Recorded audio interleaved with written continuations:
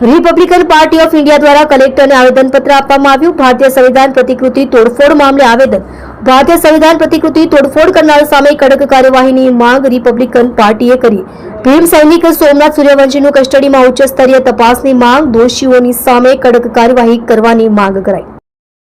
જોડાઈ રહો નવા સમાચાર જોવા आज की पुकार न्यूज चैनल સાથે ડાયરેક્ટર ચિરાગ દરજી સાથે। Sirsat Republican Party of India Gujarat प्रदेश संगठन प्रमुख। सूरत कलेक्टर कचेरी શું માગ સાથે આવવાનું છે? મહારાષ્ટ્રમાં પરભણી જિલ્લામાં જે ડોક્ટર બાબા સાહેબ આંબેડકરની પ્રતિમા પાસે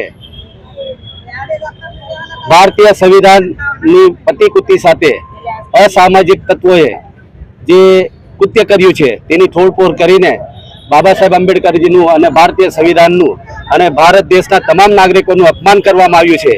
તેને વખોડવા માટે તેનો નિષેધ કરવા માટે અમે કલેક્ટર શ્રી કચેરી આવ્યા। આ ઘટના ક્યારે ઘટી હતી અને અત્યારે શું પરિસ્થિતિમાં છે મહારાષ્ટ્રમાં? આ ઘટના તાજેતરમાં જ 12 તારીખે ઘટી હતી અને ત્યારબાદ ત્યાંનું વાતાવરણ જે બગડ્યું હતું, લોકોએ તેનો ઉગ્ર નિષેધ કર્યો હતો, પરંતુ પોલીસ દ્વારા ડોક્ટર બાબા સાહેબ આંબેડકરની વિચારધારાને માનનારા અનુયાયીઓ અને ભીમ સૈનિક સોમનાથ સૂર્યવંશીની ધરપકડ કરીને તેને પોલીસ કસ્ટડીમાં તેનું હત્યા કરવામાં આવી છે, તેનું મૃત્યુ કરવામાં આવ્યું છે।